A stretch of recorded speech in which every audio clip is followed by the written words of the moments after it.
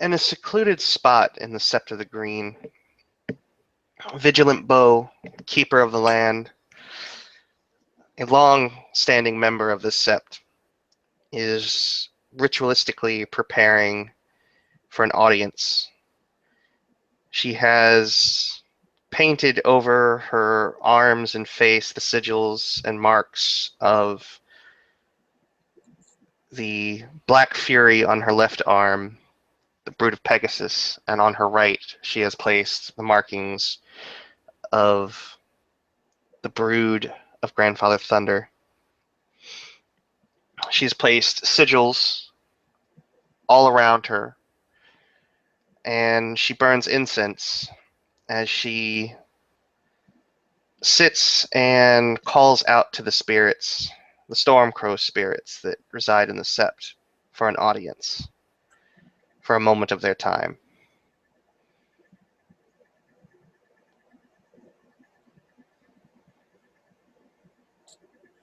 Uh, okay. So, let's see that writer summary. All right. Give me 1 second because the subnet still isn't loading. Wits plus rituals. Oh, goody. And I believe it's difficulty 4. Yes, you're in the Sept. Do I get to add my keeper benefits? Sure. All right. And spending a point of willpower.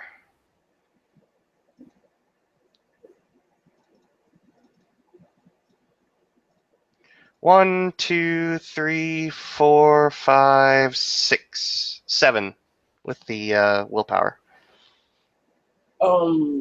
It takes almost instantly, as you take time and preparation, you make and push your body to its limits as sweat forms on your brow, as your very life essence drips into the earth, drips into Gaia, as you hear feathers start flocking and distant cracks of thunder, as feathers dark as night begin falling from the sky in your general directions. They almost stand suspended in animation as they fall in your presence but don't actually hit the ground. They form, fly, and flutter around you.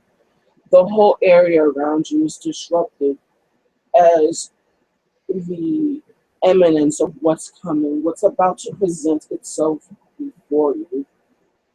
It comes in almost a flash as a crack of lightning rips from the sky. Not this time, special care not to strike you, but right in front of you, forming a small crater, easily 2 to 3 inches deep, as a small crow looks up at you. Greetings, Stormcrow. Greetings. How do you fare today? Grandfather Thunder's anger is very pronounced. I can understand, given the situation he presented. All of his brood feel his anger, feel his rage. It's an affliction, it must be corrected. If I may be so bold as to get directly to that point, can I enlist your aid in trying to rectify this? Grandfather Thunder spent too much time dealing with the incompetence of the Sept and its willful dealings with that Shadow Lord. His orders were clear. Deal with the problem. That is what I wish to do, but I will not dare call him down yet again directly. What I did was in haste, for I thought that there was danger presented, and I would not have done so otherwise. It would have made for interesting sight. Perhaps there's hope for you yet. I ask of you, Stormcrow, if you can go back to your father and ask if he will grant me an audience. I will wait here and await his word. And please tell him that that my desire in this is to appease him and put this to rest once and for all. What will you give? What will you offer to our grandfather? Aside from the gnosis that I carry in my own being, the lightning spirits in this sept are tended to well. However, they could be appeased more so for a time if he so requires. And if you have ventured into the set before, Brother Stormcrow, then you have seen the shrine presented to our Sept Totem Great White Mouse, the one that he has thoroughly enjoyed. Our grandfather is mad. He requires more than what would be usually be accepted. These are difficult times. So difficult things, more extravagant offers will be needed. Then Know this. that Yes. that is to the point of what I wish to offer. But I would prefer to give that to him directly, as I feel it would be rude otherwise. Grandfather Thunder speaks to those who he deems worthy. Although your quest is noted,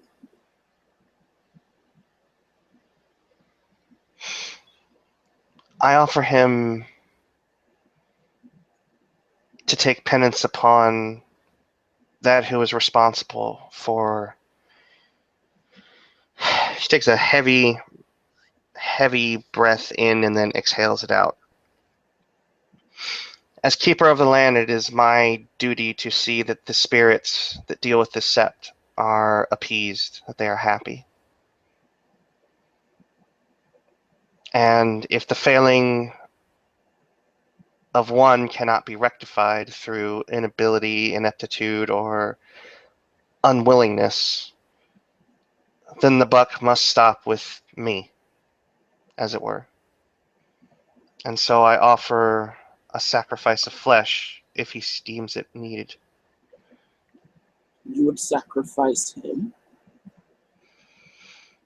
I would allow Grandfather Thunder to take his anger and aggression out on me.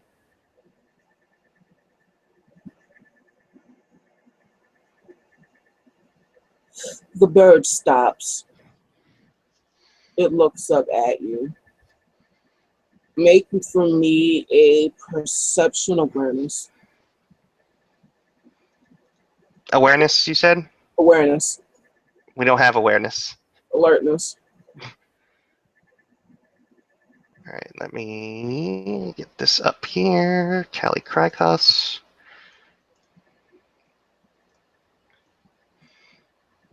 Just a moment.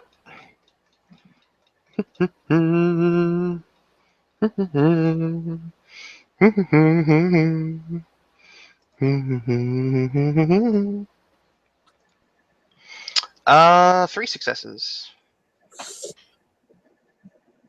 For sake of narrative, I'm going to roleplay it out, which you All right. understand. The crow looks like it's about to say something, but its feathers jolt out. Its wings fully extend as it twitches a bit. You feel almost intrinsically that something's listening, and something is definitely heard.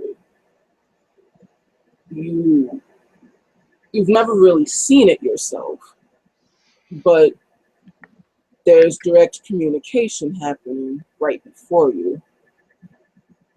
As the Stormcrow's eyes glaze over to a milky white, as it seems that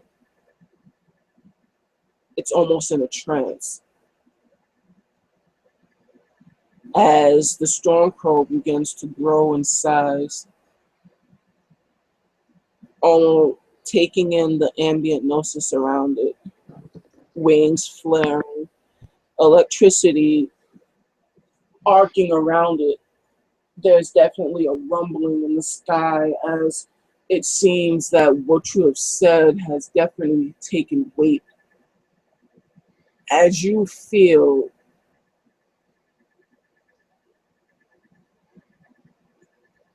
your body, your blood begin to boil, as it seems that the air is thick with the rage of Gaia, as there is a momentary calm, a calm before a massive storm. As the crow's wings flap and they go back to their once piercing dark pupils, Grandfather Thunder has accepted. Hold out your arms. Look to the heavens.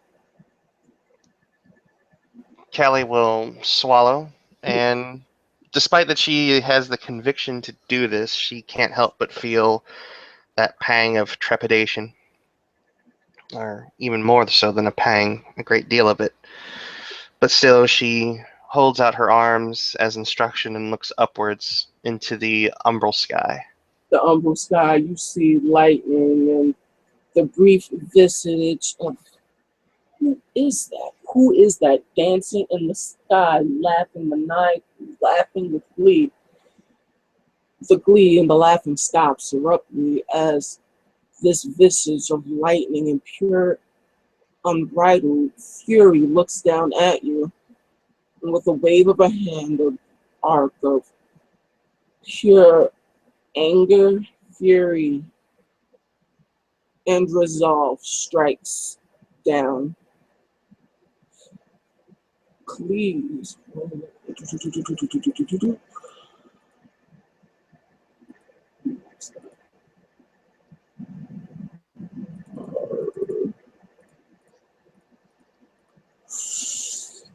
Um, hmm. 5 point. Lightning strikes Callie.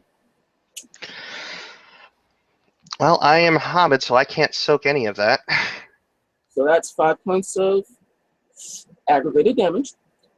As a seal of lightning forms on your chest and your body is marked by Grandfather Thunder.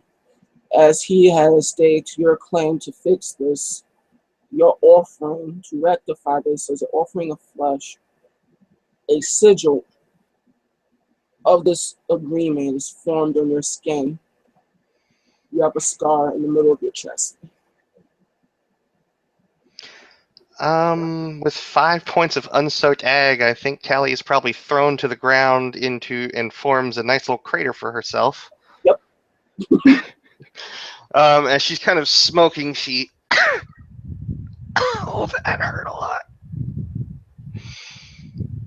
And she'll look up at the Stormcrow. That was a bit hefty. Not less than what I was expecting, but certainly you're never prepared for that kind of hit.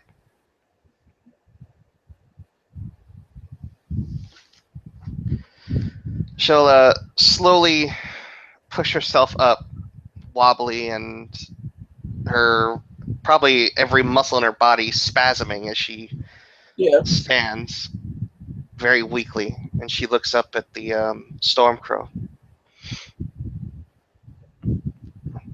May I ask what this sigil means? This sigil, as it not really dances, but walks around you, starts as a brief walk, but then as a furious flapping of wings and feathers. This mark is your agreement with Grandfather Thunder. You taking on the slight.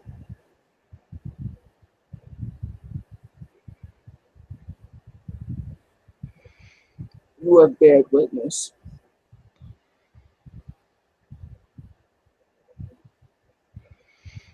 Bear witness to what? The true anger of Grandfather Thunder if you had not done what you did.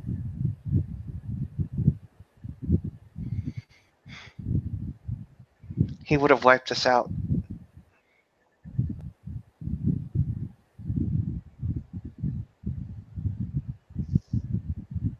The Storm Crow looks at you,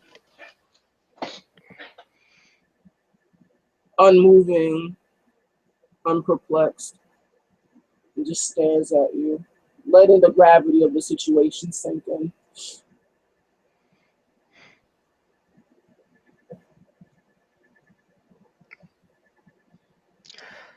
I regret that I am not of his blood, of his chosen, to carry this out, but I saw danger for everyone, regardless of their tribe. I will bear this mark as long as he requires it and beyond. Is there any more that he would ask of me?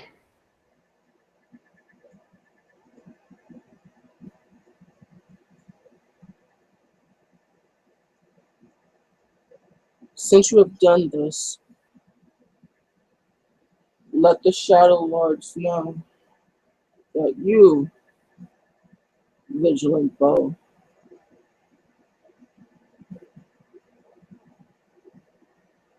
have sought favor with Grandfather Thunder.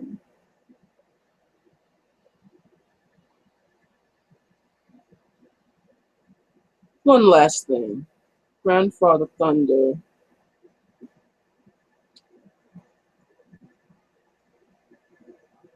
says for you to let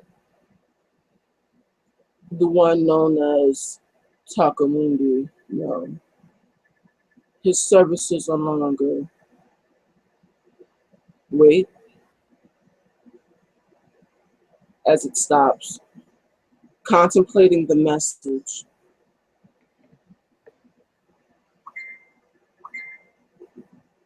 It looks up at you again. Tell him to watch his back. And with that, the Storm Crow flies away.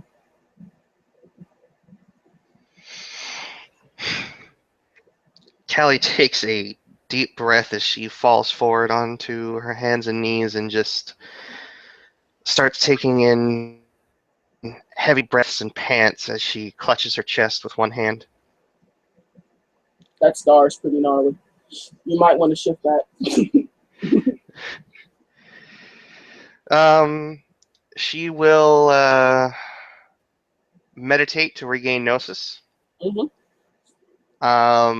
Because as it stands right now, she can't go back. Mm-hmm. She gave up. I'm guessing he took all the gnosis that she had to give. Yep. Yeah. Um, she will take a deep breath in, and she will shift up uh, into Glabro to heal the wounds. It's painful. Make me a Rachel, if that's what you're doing. And I'm going to preface this now and saying if I get more than 4 successes, I am spending a willpower point to not lose it. Okay. There we go. Oh boy. It hurts like a bitch. As you feel your rage take over as your wounds begin to knit. This this scar, this sigil begins to, it hurts. It's painful. As make for me a flat stamina check, unmodified.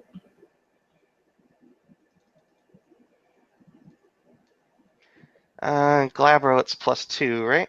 Yep. Yeah.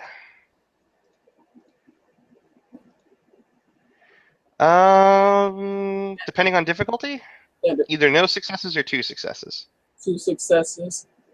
Okay. Anyone else, just probably this searing pain that you're feeling probably would have knocked them out.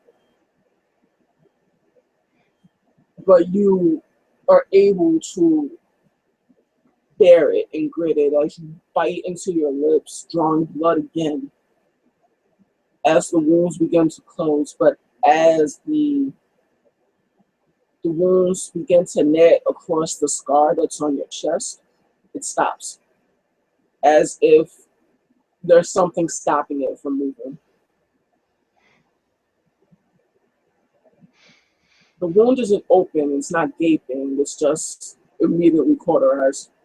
It's now become scar tissue. Yes.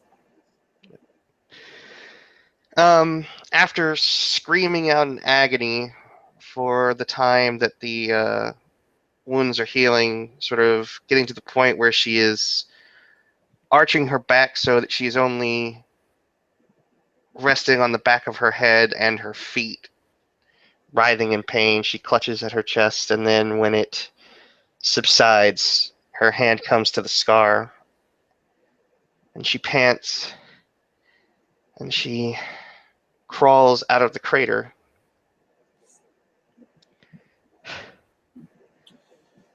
That was horrible. Make for me an intelligent spirit war.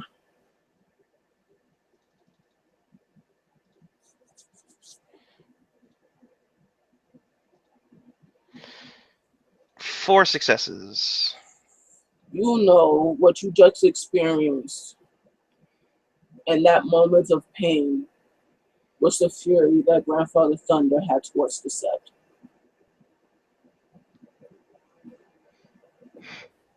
You know it to be true. Deep down inside. It touches you in a profound way. Callie realizes that this is what Grandfather Thunder had in store for everyone that was part of this sept. I'm guessing. Yep. There's a certain pang of just anger that comes over her. Not at Grandfather Thunder, but rather those who let it get to this point. And she'll sit back for a minute and take breaths in to calm herself down. And she will crawl out of the crater. And she will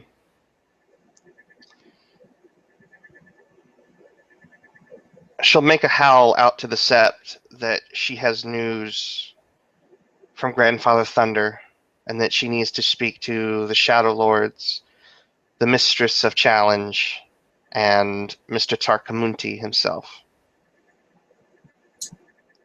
And with that, with Callie making her howl towards the set, we will end our scene with Callie going to tell it on the mountain what she just found out. Thank you, players, for playing. Thank you, watchers, for watching, if there were any. This has been a scene for Werewolf Rage Across New York.